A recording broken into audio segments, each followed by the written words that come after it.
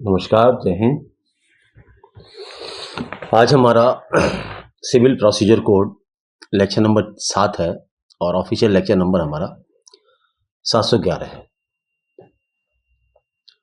आज हमारा जो विषय है वो है सीपीसी की धारा 15 से लेकर 21 तक। टॉपिक है हमारा प्लेस ऑफ सुइंग, अर्थात मुकदमा किस न्यायालय या किस अदालत में डाला जाए,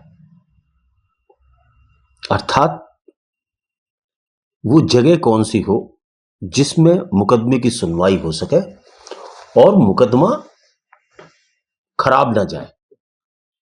क्योंकि जुरिडिक्शन और प्लेस ऑफ सुइंग बहुत इंपॉर्टेंट फैक्टर है। यदि मुकदमा गलत जगह डाल दिया गया तो नुकसान करता है, पक्षकारों के पैसे खराब करता है, टाइम की खराबी होती है। इसलिए हमें यह पता होना चाहिए एक एडवोकेट को कि मुकदमा डाला जाए तो डाला कहाँ जाए, कहीं मुकदमा खराब ना हो जाए। तो सीपीसी, हमेशा शॉर्ट में सीपीसी कहते हैं, सीपीसी के सेक्शन 15 से 21 तक इस बात को बताते हैं कि मुकदमा कहां डाला जाए। तो 15 से 21 तक आपको बताने से पहले कुछ बातें मैं इंपॉर्टेंट जो मुझे बतानी चाहिए, क्योंकि एक्ट से बहुत बार क्लियर नहीं होता, बल्कि कई बार बुक्स का सहारा भी लिया जाता है। और ये क्षेत्राधिकार का जो विषय है ये बहुत इंपॉर्टेंट है। यहां मैं सबसे पहले एक बात बताना चाहूंगा, अगर गलत क्षेत्राधिकार में मुकदमा डाला है तो इस बात को न्यायालय में सबसे पहले उठाना चाहिए, या न्यायालय का जुरिडिक्शन बनता भी है या नहीं बनता। जुरिडिक्शन एक बहुत इंपॉर्टेंट पार्ट होता है, ये ध्यान रखें आप। गलत जुरिडिक्शन में डालने से कंप्लेनेंट को नुकसान होता है और वादी को फायदा होता है, प्रतिवादी जो है को फायदा होता है। तो इसलिए मैं सिर्फ इतना कहना चाहूंगा कि जुरिडिक्शन के पॉइंट को, अच्छा एक और बता, वाद पत्र के अंदर जो प्लेंट आप डालते हैं उसमें भी जुरिडिक्शन लिखना पड़ता है कि इस कोर्ट का जुरिडिक्शन है जिसमें मुकदमा हम डाल रहे हैं। तो जुरिडिक्शन का पॉइंट एक इंपॉर्टेंट पॉइंट होता है, अर्थात प्लेस ऑफ सुइंग, अर्थात कहां मुकदमा दायर किया जाए। तो क्या क्या बातें मुकदमा दायर करते वक्त देखी जाएंगी और क्या क्या बातें इंपॉर्टेंट है, ये हम आज अपने टॉपिक में डिस्कशन करने की कोशिश करते हैं। परफेक्ट कोई नहीं है लॉ में, हो सकता है कमी बेसी रहती है, लेकिन लॉ ने जो बताने। अच्छा, सबसे पहले हम समझे न्यायालय कौन कौन से हमारे यहां। एक बात और बता दें यहीं पे रोक के, मुकदमा सबसे पहले बेसिक अदालत में डाला जाता है। बेसिक अदालत मींस निचली अदालत में डाला जाता है सबसे, क्योंकि ऊपर की जो अदालतें होती हैं वो अपील और रिवीजन देखने के लिए होती हैं, अपीलेट अथॉरिटीज होती हैं। तो मुकदमा सबसे पहले इनिशियल स्टेज कहां कहां है ये मैं आपको बताने की कोशिश करूंगा। सबसे पहले मैं बताता हूं न्यायालय क्या क्या है। भारत सरकार का एक उच्चतम न्यायालय होगा, अर्थात सबसे पहले श्रेणी हमें समझना चाहिए कि what are the classes of courts. सर्वोच्च न्यायालय ये पूरे हिंदुस्तान या पूरे इंडिया की कोर्ट है, और ये समस्त हाई कोर्ट से डिसाइडेड जितने भी केसेस होते हैं उनकी अपीलें, या इसके क्षेत्राधिकार नहीं बताऊंगा यहां ज्यादा, क्योंकि इतना बड़ा इशू नहीं है मेरे लिए, है यहां सारी की सारी भेजी जाती है, ये उन्हें डिसाइड करती है और इनके द्वारा पारित निर्णय फाइनल निर्णय कहलाता है। दूसरे नंबर पर आती है उच्च न्यायालय। प्रत्येक स्टेट के लिए एक उच्च न्यायालय होता है, कई कई जगह दो, एक उच्च न्यायालय दो दो स्टेट के लिए भी कुछ जगह ऐसे हैं जहां ऐसा भी न्यायालय किए गए हैं। अर्थात एक सुप्रीम कोर्ट ऑफ इंडिया होता है और प्रत्येक स्टेट के लिए कहीं कहीं एक साथ दो स्टेटों के लिए हाई कोर्ट होता है। हाई कोर्ट के नीचे जिला न्यायालय होता है। जिला न्यायालय में अपर जिला न्यायाधीश होते हैं, जिलाधीश होते हैं और अपर जिलाधीश होते हैं, और उनके अलावा लघुवाद न्यायालय भी होता है।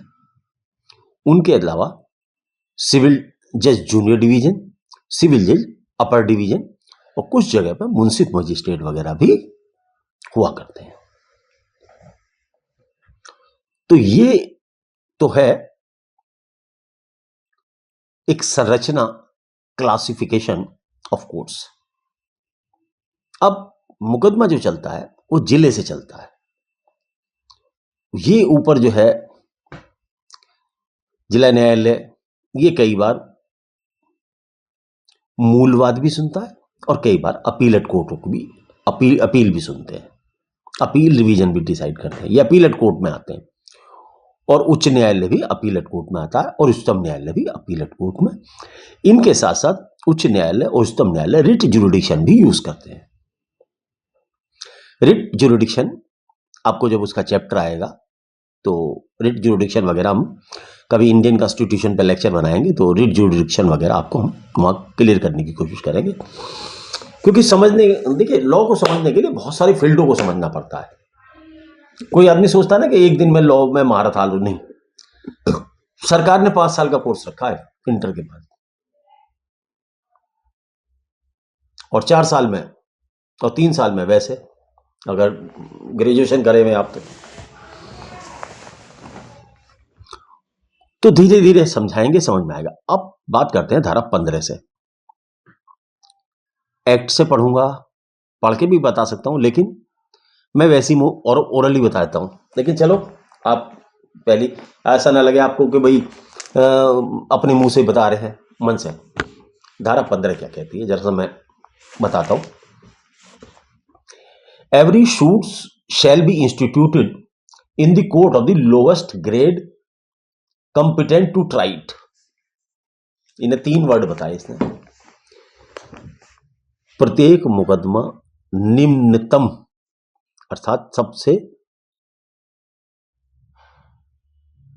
निम्नतम मतलब छोटे अदालत में डाला जाना चाहिए, ऐसे न्यायालय में जिसे, लेकिन कंडीशन इसने लगाई कि कंपिटेंट टू हियर होना चाहिए, कंपिटेंट टू हियर होना चाहिए। इसमें यह भी आपको देखना चाहिए, यहीं पे सेक्शन 15 में बताता हूं। हर कोर्ट का एक जुरिडिक्शन होता है कि कुछ कोर्टें 25,000 रुपए तक के मुकदमे देखती हैं, कुछ 25 से ज्यादा के देखती है, और कुछ की पावर इनफाइनाइट होती है। तो ये वहां से लिस्ट लेके कोर्ट में आपके जिला न्यायालय की एक लिस्ट होती है, जिससे आपको पता लगता है किस कोर्ट की क्या क्या पावर्स उसमें दी गई है, और इसमें भी शेड्यूल मिल जाएंगे, उसमें से भी पता लग जाता है।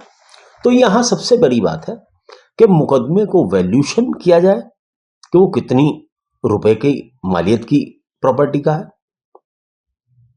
उसके वैल्यूशन के आधार पर कोर्ट डिसाइड की जाए और उस कोर्ट में डाला जाए जो सबसे प्रारंभिक न्यायालय, स्टार्टिंग का न्यायालय। तो सेक्शन 15 कहता है जहां ऐसे न्यायालय में जिसमें सुनवाई की शक्ति है, अधिकारता है और निम्न श्रेणी का न्यायालय होना चाहिए, अर्थात स्टार्टिंग पॉइंट वाला न्यायालय होना चाहिए। तो सेक्शन 15 ये कहता है।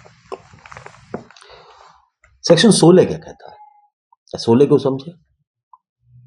Suit to be instituted where subject matter situated. मुकदमा वहां डाला जा सकता है जहां की इमोवेल प्रॉपर्टी स्थित है, अर्थात अवेलेबल है। सब्जेक्ट टू द पेक्यूनरी और limitation prescribe by the law suits other limitations. देखिए मैंने बताया ना, आपको बताया था पेक्यूनरी जुरिडिक्शन, हर कोर्ट का एक आर्थिक जुरिडिक्शन होता है, वो आपको वहीं से मालूम करना पड़ेगा कोर्ट से। हर डिस्ट्रिक्ट में, हर स्टेट में ये अलग अलग है, किस जज को कितनी पावर दी गई है। तो जब आदमी प्रैक्टिस करता है तो वहां से इनसे रिकॉर्डों से पता लगता है कि कौन से जजेस आपको कितनी पावर दी गई है। वहां अलग है, राजस्थान में अलग है, हरियाणा में अलग है, पंजाब में अलग अलग है। तो मैं यहां नहीं बताऊंगा, ये आपको उसमें कोर्ट से ही लेना पड़ेगा, उसका लिस्ट मिल जाती है डीजे साहब के ऑफिस से। अब बात आती है, दूसरी बात आती है, अगर प्रॉपर्टी इमूवेबल हो तो मुकदमा कहां डाला जाए। तो इसके बारे में सेक्शन 16 कहती है कि मुकदमा वहां डाला जाना चाहिए जहां पे इमूवेबल प्रॉपर्टी है। मान सपोज करो मैं मेरठ में रहता हूं, प्रॉपर्टी मेरा मकान पर कोई कब्जा करना चाहता, तो मेरा मकान कहां है? मेरठ में, तो मुझे मेरठ में मुकदमा डालना चाहिए। उसका किराया नहीं देता वो किराएदार जो किराया बता रखा है, तो कहां डालना चाहिए? मेरठ की जुरिडिक्शन में डालना चाहिए। मान लो मेरठ में तो प्रॉपर्टी है और मैं डालूं बागपत में मुकदमा या अंडमान निकोबार जाके, तो क्या है, डिस्टर्बेंस क्रिएट हो जाएगा। ऐसा नहीं होना चाहिए। तो एक सिस्टम के तहत धारा 16 कहती है, सब्जेक्ट टू द पेक्यूनियरी और other limitation prescribed by the law, suit for the every recovery of immovable property with और विदाउट रेंट और profit for the partition of immovable property. चलिए वैसे मैं तो आगे एक्सप्लेन करूंगा, मैं यहां पहले शॉर्ट में बता के फिर आपको एक्सप्लेन करता हूं, नहीं तो फिर सारा टॉपिक रह जाएगा अगर ऐसे बताऊंगा तो धारा 16 आपको बताएगी कि इमूवेबल प्रॉपर्टी का मुकदमा वहां डालें जहां पे प्रॉपर्टी वास्तव में है। धारा 19 16 रह गई फिर, इसने बीच बीच में तोड़ तोड़ के करा। अच्छा वो आगे के लिए कर दूंगा मैं आपको। मूवेबल व इमूवेबल प्रॉपर्टी से संबंधित क्षतिपूर्ति प्रतिकार विषय के बारे में बताती है। धारा 19 जो है आपको मूवेबल प्रॉपर्टी के विषय में जो उसको हानि होती है मूवेबल प्रॉपर्टी को, उसके बारे में बताती है। और धारा 20 जो है अवशेषवादों के बारे में बताती है। तो अब धीरे धीरे करके एक एक धारा करते हैं। धारा 15 कहती है कि प्रत्येक वाद सबसे छोटी अदालत में डाला जाना चाहिए जिसको कि ये जुडिक्शन है केस को ट्राई करने का, और उसमें उसका पेक्यूनियरी डिस्क्रिशन पेक्यूनियरी जुडिक्शन अर्थात आर्थिक जुडिक्शन देख लेना चाहिए। तो धारा 15 ये कहती है आपसे। दूसरी धारा 16 कहती है जहां की संपत्ति अचल है वहां मुकदमा हमें ऐसी जगह डालना चाहिए जहां पे अचल संपत्ति स्थित है। ये क्लियर हो गया। धारा 17 क्या कहती है, जब संपत्ति विभिन्न न्यायालयों के क्षेत्राधिकार में हो, अचल संपत्ति के संबंध में अनुतोष के लिए या उसके प्रति किए गए अपकार के संबंध में जहां संपत्ति अवस्थित है या उसका कोई प्रभाग है। जैसे मैं आप सपोज करता हूं कोई आदमी है, उसकी विल है, विल करके मर गया, उसकी प्रॉपर्टी 4 जगह है, मेरठ में भी है, दिल्ली में भी है, राजस्थान में भी है, कई जगह। तो ऐसी स्थिति में उस प्रॉपर्टी का यदि कोई भाग स्थित है कहीं पर, तो जहां पर भाग स्थित है वहां भी डाला जा सकता है, और दूसरी पोर्शन में भी जहां उसका पार्ट है वहां भी डाला जा सकता है। तो 2 जुडिक्शन उसके हो सकते हैं। लेकिन यह ध्यान रखने वाली बात है कि उस न्यायालय को मुकदमा को एंटरटेन करने का पावर होनी चाहिए या कॉग्निजेंस लेने की क्षमता होनी चाहिए उस मुकदमे की, कि संज्ञान ले सके न्यायालय। ये आपको देखना होगा। धारा 18 क्या कहती है ये सुन लें। जब निश्चित नहीं है कि 2 या 2 से अधिक न्यायालयों में से किस न्यायालय के क्षेत्राधिकार में है, जब यहां डाउट है कि प्रॉपर्टी मेरठ के जुरिडिक्शन में आएगी या दिल्ली के जुरिडिक्शन में आएगी या राजस्थान के जुरिडिक्शन या आपके जिले में कहां स्थित आएगी, तो उन दोनों में से किसी में भी डाल दो जहां प्रॉपर्टी का कोई भी भाग स्थित हो, जहां कंफ्यूजिंग स्टेट है। ऐसे में कंफ्यूजन दूर हो सकता है। धारा 19 क्या कहती है, जहां चल संपत्ति है या चल संपत्ति के प्रति अपकार के लिए, अगर चल संपत्ति को कोई नुकसान किया गया है उसके लिए कोई प्रतिकार डालना है, तो जहां पर वो चल संपत्ति है वहां पर, या जहां पर प्रतिवादी रहता है अर्थात जहां आपकी अपोजिट पार्टी रहती है वहां भी आप मुकदमा डाल सकते हो। धारा 20 क्या कहती है, जहां प्रतिवादी रहता है या कॉज ऑफ एक्शन अराइज हुआ। कॉज ऑफ एक्शन मुकदमा इंस्टीट्यूट करने के लिए बहुत बड़ा पार्ट प्ले करता है, और कॉज ऑफ एक्शन जहां होता है वहां तो 100% मुकदमा डाला ही जा सकता है, या जहां प्रतिवादी रहता है वहां भी मुकदमा डाला जा सकता है सेक्शन 20 के तहत।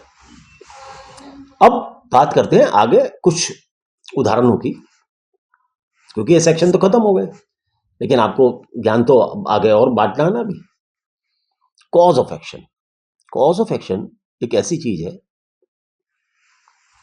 मान लो ये जगह मेरठ है, यहां आप मेरे से आए और बोले मकान किराए पे दे दो, बोले 1 महीने के लिए चाहिए, मैं 1 महीने बाद खाली कर दूंगा। लेकिन एक महीने बाद मैं कहता हूं कि आप मकान खाली करें, आप नहीं करते,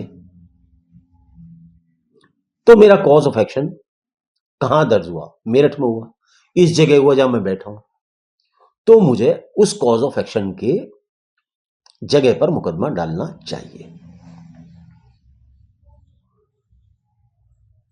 ऐसा नहीं कि मैं कहीं कॉज ऑफ एक्शन यहां हो रहा है, मान लो मेरठ में, और मुकदमा डाल दूं बुलंदशहर में जाकर, बरेली में नहीं। तो इंपॉर्टेंट फैक्टर है कॉज ऑफ एक्शन जहां हो वहां मुकदमा डाला जा सकता है, नंबर 1 बात। और जहां प्रतिवादी रहता है तो वो तो हो ही सकता है, लेकिन कॉज ऑफ एक्शन सबसे बड़ी इंपॉर्टेंट चीज है। अब क्वेश्चन आता है कि ब्रीच ऑफ कॉन्ट्रैक्ट यदि हो, अर्थात संविदा भंग हो, तो मुकदमा कहां डाला जाए? तो ब्रीच ऑफ कॉन्ट्रैक्ट संविदा के 2 भाग हैं, एक तो जहां संविदा टूटती है, या जहां संविदा का पालन होना चाहिए था, या तो जहां भंग हो गई संविदा और जहां पालन होना निश्चित है, यह कॉन्ट्रैक्ट में लिखा होता है, और कुछ भी नहीं लिखा हुआ, तो जहां पर कॉन्ट्रैक्ट हुआ है, जिस जगह में कॉन्ट्रैक्ट हुआ है उस स्थान पर डाला जा सकता है। तो 2 बातें ब्रीच ऑफ कॉन्ट्रैक्ट के मामले में, जहां पर कॉन्ट्रैक्ट हुआ है, या जहां पर कॉन्ट्रैक्ट का ब्रीच हुआ है, या जहां पर उसका पालन किया था। ये सारी बातें कॉन्ट्रैक्ट में लिखी हुई होती हैं, ये उसके आधार पर भी डिसाइड हो सकती हैं। तो ब्रीच ऑफ कॉन्ट्रैक्ट के मामले में यह स्थिति होगी। अब बात यह कि कैरियर के बारे में, आप ट्रांसपोर्ट पर माल डालते हो, तो जहां माल डाला, जिसको माल दिया या भाड़ा दिया, वहां डाला जा सकता, या जहां पर डिलीवरी हो रही है वहां पे आपको माल नहीं मिला, जहां पे जाना था वहां डाला जा सकता है। अर्थात या तो जहां पर भाड़ा वसूला गया, मान लो ट्रांसपोर्टर को दिया आपने, ट्रांसपोर्टर ने मेरे रेट में पैसे आपको ले लिए, माल भिलवाड़ा में देना था, तो आप भिलवाड़ा में भी मुकदमा डाल सकते हो उसके खिलाफ ट्रांसपोर्टर के, और यहां भी डाल सकते हो जहां की आपने भाड़ा दिया उसको। तो दोनों जगह द प्लेस ऑफ डिलीवरी और place of handing over memo या भाड़ा जाती है। तो ये कैरियर के विषय में है। जुरिडिक्शन एक बहुत इंपॉर्टेंट फैक्टर है, ये ध्यान रखें। इसलिए section 15 to 21 of civil procedure code के बारे में आपको you must aware about this section. अब क्वेश्चन उठता है कि where we should file a suit in a case of partnership. यहां मैं पार्टनरशिप में एक इंपॉर्टेंट आपको फैक्टर बता दूं। एज पर पार्टनरशिप एक्ट, यदि पार्टनरशिप फर्म रजिस्टर्ड नहीं है तो वो किसी के खिलाफ भी मुकदमा नहीं डाल सकती। पक्षकार आपस में तो मुकदमा डाल सकते हैं, लेकिन किसी तीसरे पर्सन के खिलाफ मुकदमा नहीं डाल सकते यदि पार्टनरशिप फर्म रजिस्टर्ड नहीं है। तो पार्टनरशिप फर्म का रजिस्ट्रेशन जरूरी होता है। यहां बता देता हूं आपको, ये तो नॉलेज के लिए बताया। पार्टनरशिप के केसेस में जो मुकदमा डल सकता है वो कहां डल सकता है? नंबर 1, जहां पार्टनरशिप हुई, या जहां पार्टनरशिप का व्यवसाय होता है। अर्थात मान लो कोई बिजनेस करती है पार्टनरशिप फर्म, तो उस जगह पर डल सकता है मुकदमा। या जहां पर इनके अकाउंट रखे जाते हैं, या जहां पार्टनरशिप विघटन होती है, अर्थात पार्टनरशिप को तोड़ दिया जाता है। तो these are the 5 places, they are the 5 places where you can institute a case relating to the partnership firm. अब आता है क्वेश्चन निगोशिएबल इंस्ट्रूमेंट।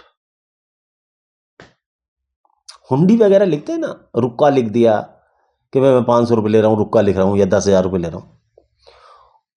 तो ऐसे प्रोमिसरी नोट को बारे में, जहां प्रोमिसरी नोट तैयार हुआ, हस्ताक्षर किए गए जहां और डेट डाली गई, उस स्थान पर प्रोमिसरी नोट से संबंधित मुकदमे डाले जा सकते हैं। ये पार्ट ऑफ इसका नहीं था, लेकिन मैंने कहा फॉर द नॉलेज के पॉइंट ऑफ व्यू से आपको बता दूं। ये इंपॉर्टेंट फैक्टर्स होते हैं। जब बड़ी बुकें स्टडी करेंगे आप, टेक्स्ट में तो कम मिलता है, लेकिन कई बार जब आप बुक्स लाएंगे मार्केटों से, तो आप उसमें पाएंगे कि इनके स्थान बताएं। वैसे तो आप लिमिटेशन एक्ट भी पढ़ेंगे तो लिमिटेशन एक्ट भी बताता है कि मुकदमा कहां चलेगा कुछ, और टाइम पीरियड भी बताता है। वो भी ज्ञान देता है। ये भी ज्ञान देती, सीपीसी दे ही रही है, बता रही है, तो सारा का सारा जब पढ़ेंगे तो सारा एक्सप्लेन करेगी, सारा का सारा।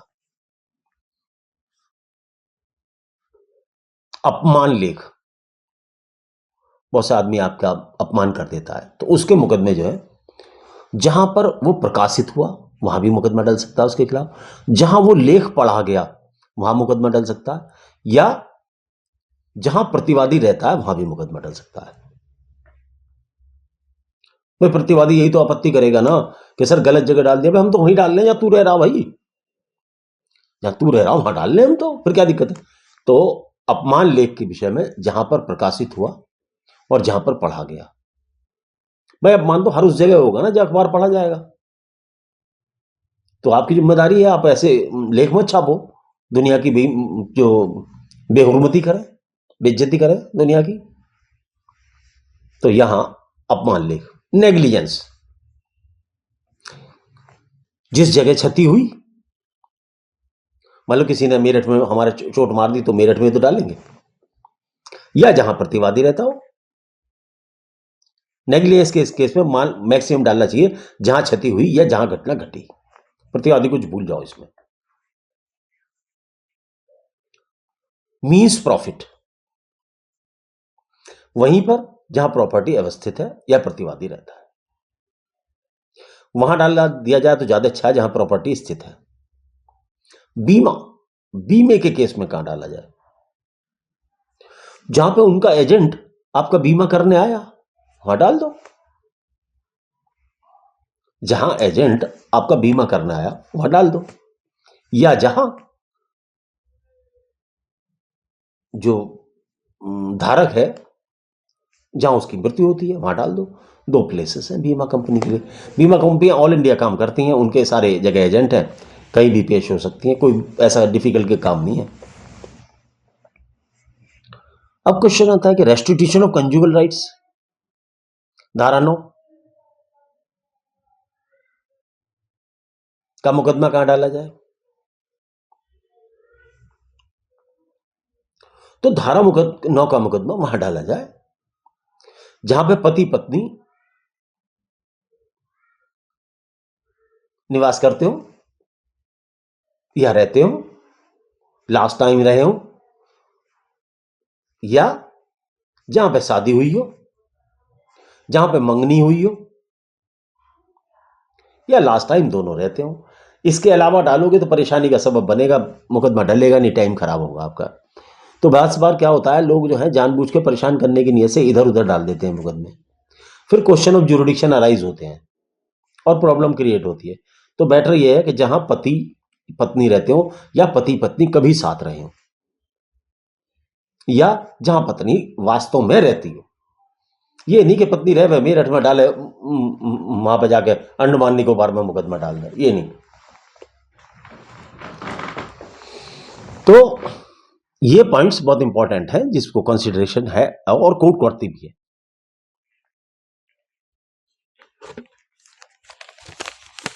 कॉपीराइट, कॉपीराइट का मतलब होता है जैसे किसी आदमी ने, ये सपोज करो बुक है, बुक्स है, बुक्स किसी ने लिखी और मैं मान लो उसी की बुक पूरी पूरी पढ़ के आपको बता दूं, भाई मेहनत तो उनने करी, मैं कैसे बता दूं।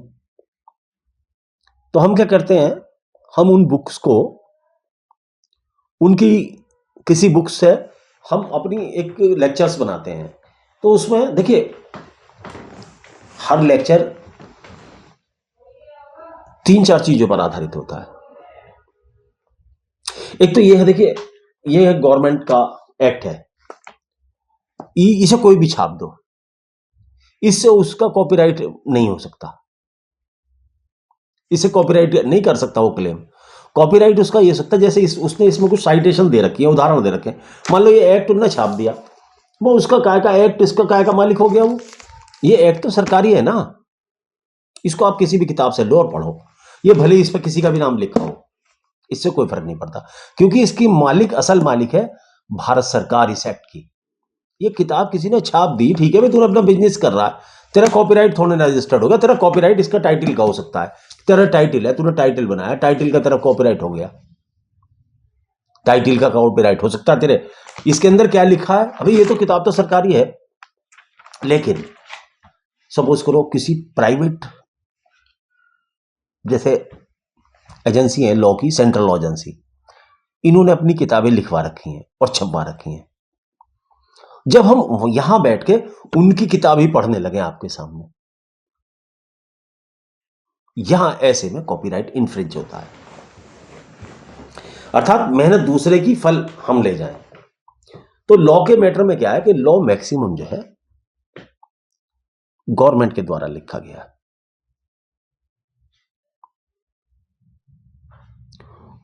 यहां कुछ नहीं, इन किताबों ने तो इंटरप्रिटेशन किया उसका, हर किताब ने उसी से नकल कर रखी है, तो यहां ये कॉपीराइट कोई भी क्लेम नहीं कर सकता। हां, जो इन्होंने साइटेशंस दी हैं, अच्छा साइटेशन भी कुछ नहीं, साइटेशन भी हाई कोर्ट और सुप्रीम कोर्ट की है, उसमें भी कुछ नहीं। यहां कहना है जहां व्यक्ति ने अपनी कला का इस्तेमाल किया वहां कॉपीराइट होता है, तो कॉपीराइट वहां इन्फ्रिंज होता है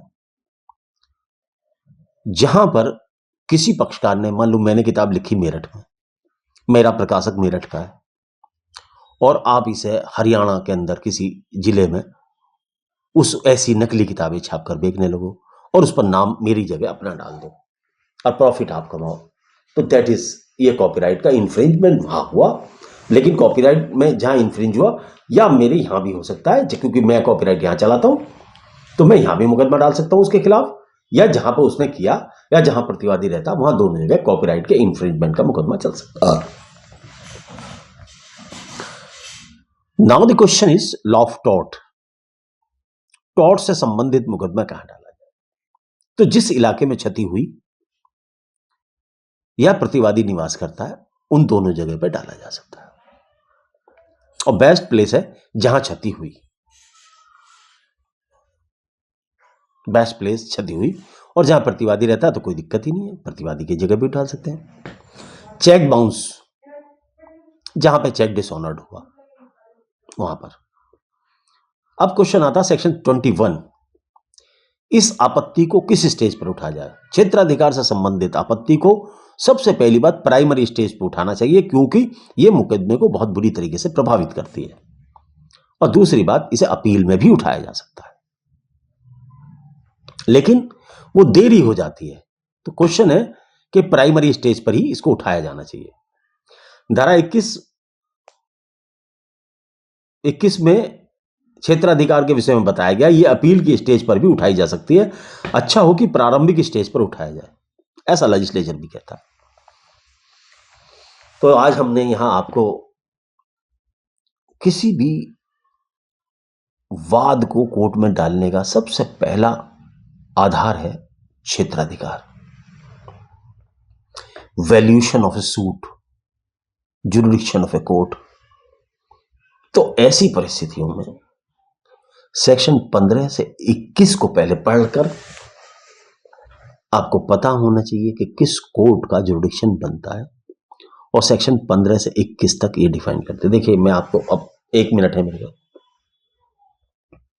सीपीसी को समझना है तो मैं आपसे एक ही निवेदन करूंगा, लेक्चर को फ्रॉम स्टार्टिंग टू एंड सुनो, और जितने लेक्चर बने उनको सुनो, किताबों की स्टडी करो, तभी सीपीसी समझ में आएगी, अदरवाइज समझ में नहीं आएगी। और सीपीसी में आपको बता दूं कि इसमें सबसे बड़ा काम कोई ज्यादा नहीं है। वाद पत्र को तैयार करना ही सारे मैक्सिमम ऑर्डर, आप स्टार्टिंग के जितने भी ऑर्डर हैं वो वाद पत्र तैयार करने से संबंधित है। तो कम से कम 15 ऑर्डर तक आप वाद पत्र ही तैयार हो रहा आपका, अर्थात उसकी हर लाइन से संबंधित है। अब ये जो सेक्शन है क्या है, ये वाद पत्र में तो डाला जाएगा। सेक्शन 15 से 21 तक वाद पत्र में एक लाइन, एक पैरा डलेगा कि श्रीमान न्यायालय महोदय, न्यायाधीश महोदय, ये जो मुकदमा हम आपके यहाँ डाल रहे हैं, ये आपके यहाँ क्षेत्राधिकार इसका लगता है क्योंकि इसका कॉज ऑफ एक्शन आपके यहीं हुआ है और आपकी न्यायालय का क्षेत्राधिकार 25,000 रुपये है और इस वाद का मूल्यांकन भी 25,000 रुपये है। तो ये 3 चीजें आपको लिखनी है, बतानी है। तो ये सारे सेक्शन वही बातें तो बता रहे हैं।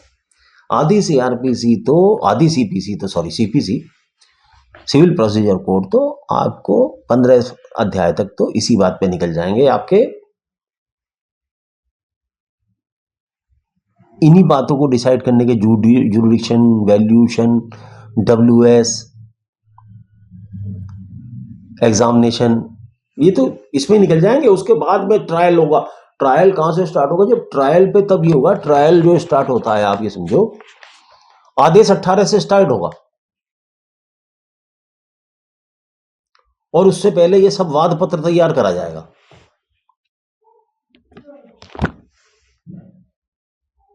तो वाद पत्र के लिए 18 आदेश तो वाद पत्र से संबंधित है कुछ नहीं, आदेश कुछ नहीं है, कुछ नहीं, बड़ा वाम नहीं है।